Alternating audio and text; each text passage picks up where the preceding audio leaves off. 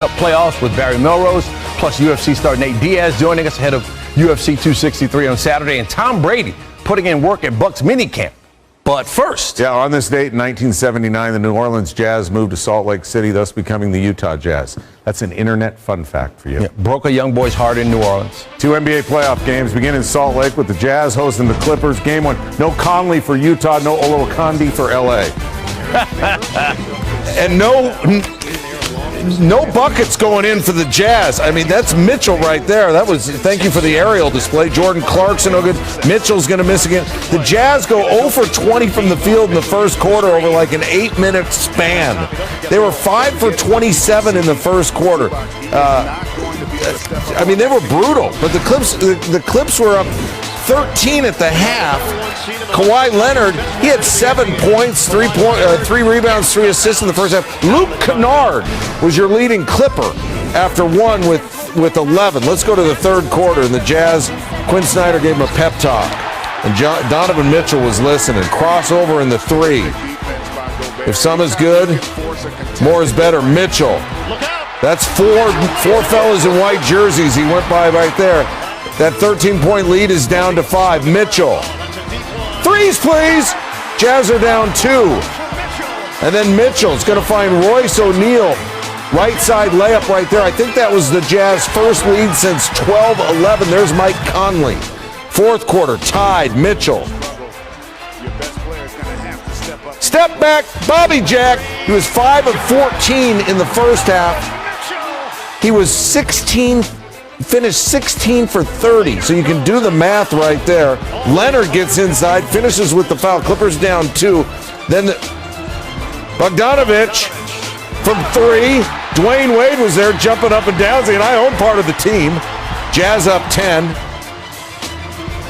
Now up just 5. Mitchell. Wow. Who's guarding him? How about no one? Mitchell with 45 points. How about Paul George? 4 for 17, not pictured. Mitchell doesn't hit that one. Jazz up 3. Morris in the corner. See him open in the corner, number 8? That's where they're going. Don't go, Bear. Oh, Rudy. That one's too late. And the Jazz play it. 112-109. We scrambled on the fly. I think the best thing we just were instinctive. Rudy made a hell of a play. That's why he's defensive player of the year, man. We did a great job of that. And you're getting a lot of MVP chants right now, Donovan. But the turnaround in this game started in that third quarter. The first 2.5 minutes, you scored 10 straight points. What was your focus at that point? Man, I let my team down in the first half on both ends of the floor. I let Reggie and Luke kind of get hot. They were kicking my ass a little bit. I came in the locker room. I wasn't making the right reads in the first half. So I said, you know what, God, it's on me. At the end of the day, it's on me. And, I had to go out there and just set the tone. And we did our thing. With John Stockton watching at Jack and Dan's in Spokane, Donovan Mitchell goes for his 4th career 40-point game in the playoffs, tying Karl Malone, no relation to Carlos Malone, for the most in franchise history. Karl Malone was at the ball game. One way to look at this game is just to compare the starting shooting guard performances. Mitchell shot 16 for 30. Paul George, 4 for 17, including 1 for 9 on 2s. Hawks took game 1 from the Sixers. Getting rest goals as of late, having not played since last Wednesday after awaiting their next opponent. Clips got next as the Clippers-Jazz semifinals tipped off tonight. Stephen A., who has more to prove in this series, Paul George or Donovan Mitchell? I believe it's Donovan Mitchell, believe it or not. Now, I'm on record saying he's a superstar. He is something special to behold. But because you're going against Paul George and Kawhi Leonard, and they're coming, this is your opportunity to cement your arrival on this big scene. We already know you're a youngster who's a star and a stud. I call you D-Wade 2.0 because I believe in Donovan Mitchell. I believe that's exactly what the hell he is. We have seen the Utah Jazz struggle in the postseason. This is not his first time past the first round, but this is the first time he's been in this position where it's these kind of expectations. The Utah Jazz, with Donovan Mitchell looking the way that he's looking, are the favorites to come out of the Western Conference. And Kawhi and Paul George are standing in your way. what he does in this series, if Donovan Mitchell shows up the way he showed up last year against Denver in the first round, the way he showed up in this year's first round against Ja Morant and Memphis, if that Donovan Mitchell continues to look that way against Kawhi and Paul George, it's really official. I mean, to me, it's official already, but it's really official as to the superstar this brother is. He's the one with more to prove for me. To me, it's Paul George. Paul George is the one with more to prove. I already know Donovan Mitchell can be the leading scorer on a playoff powerhouse, even though they didn't advance very, but you could see it, Donovan Mitchell, and he's on a powerhouse. Can Paul George be a second banana who's good enough, a Robin who is good enough so that you can win a title, at least get out of the West? Can he do it? Can he do it consistently? Kawhi is a two-time Finals MVP, and he's doing his thing in these playoffs, as always. If Paul George can match it, be 1B to his 1A or 1A to his 1, whatever. Who's to say Utah gets out of the West? In fact, with two dudes like this, they have everything you want on a team to win a chip. They should get to the finals. The Clippers should get to the finals if Paul George can do it. He hasn't done it in the past. Playoff P, right? Like, this is the issue. He's got to do it. I think he has more to prove. Okay, we'll keep it going. Okay. We have been blessed with some excellent basketball this postseason with stars from the East and both the West showing out, guys. Stephen A., most valuable player in the playoffs thus far? Nikola Jokic. I don't think anybody can deny that. We've seen great performances all over the place. I have a vote. He's my MVP. And the same Nikola Jokic that I've seen in the regular season, who, by the way, never missed a game this year, is the same Jokic I've seen in the postseason. I'm watching this guy. He just looks like a big tub of lard. Can't jump onto a damn curb. And you can't stop him. His footwork, his movement, his passing ability, his basketball IQ, his ability to shoot the ball, his strength. This dude is something special. He truly, truly is. What a talent at the big guy. I mean, we used to talk about Arvydas Sabonis like this, okay? What he might, if we only could have seen him in his prime, right? We used to talk about that. Yeah. Now, again, the man can't jump onto a curb, okay? Can't jump onto a curb. It don't matter. Everybody that goes against him looks small. DeAndre Ayton, 7 feet tall. He looks small, looks miniature next to Jokic, okay? The only person that I saw really ever give him problems was Anthony Davis last year in the postseason. Jokic is the real deal. He is a model of consistency. He's consistent. He's reliable. He's trustworthy. He runs the offense. He runs the offense, and he's big time. He can close. He's not scared of the moment, and he makes people better around him. He, to me, is the MVP this season, both regular season and thus far the playoffs. It's a good pick. I respect it. I say this respectfully because Kawhi Leonard only played in 52 games this year and averaged 34 minutes a game and gave you 25, 7, and 5. Typical Kawhi in the regular season. By the way, 40, 50, 89. Right? Okay. You know what he did in the playoffs, though? Because here comes playoff Kawhi Leonard.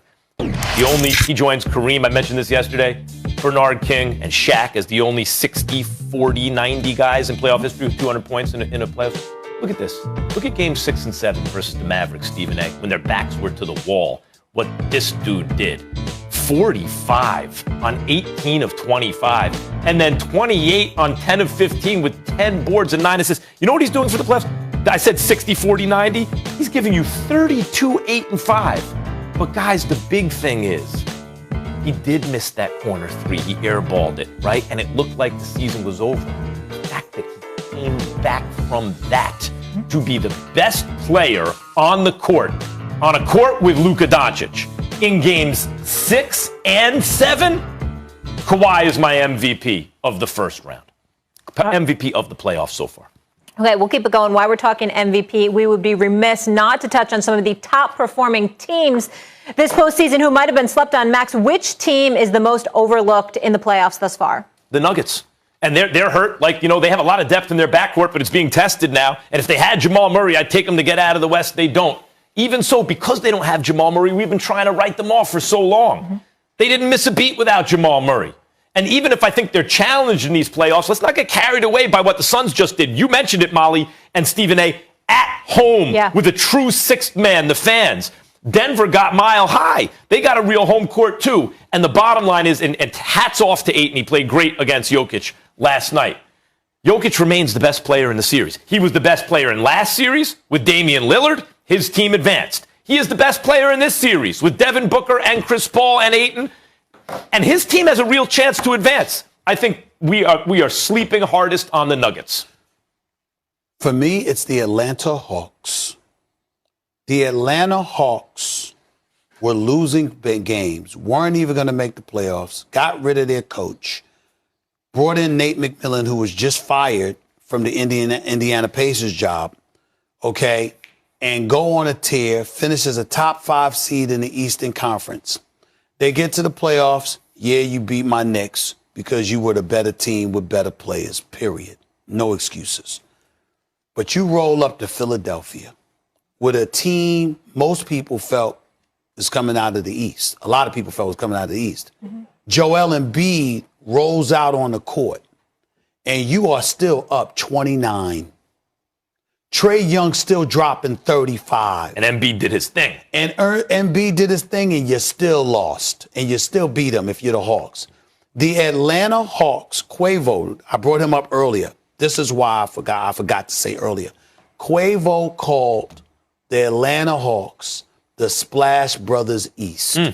Not me. I'm not. That wasn't me. He said that. It's a good one. He said, man, we can shoot. And they most certainly can. And if the we are sitting here with the Philadelphia 76ers getting set for Game 2 in the Eastern Conference semifinals tonight.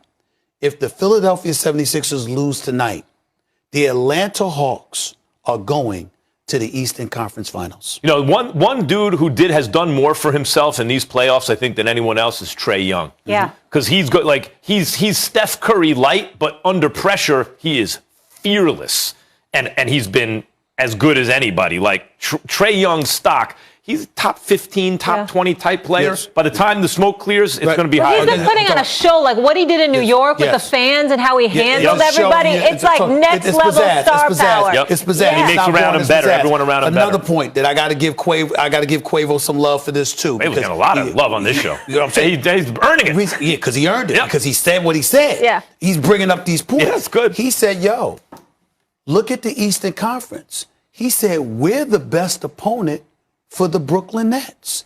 He said, you're not stopping them. You got to have a chance to outshoot them. There's only one team that could do it. It's us. That's what he said. I want Quavo in your seat. If you're not here, it's a very I think Quavo should fill in. I'm just looking at him right now because Ben Simmons, we know he can't shoot. We know he can play, but he can't shoot. How much when you think about the Brooklyn Nets dropping 130 on you, how you going to compete with that if you can't shoot? At least they'll lose 130, 127 or something like that. It'll be fun. Sixers better win tonight. Yeah. I mean, they better win. You've had to pay very close attention to the Hawks, so you would be an expert on Atlanta and what they're capable of on the court. Especially Quavo made sure to remind me of that, too. Goodbye, everyone. We'll see you tomorrow morning.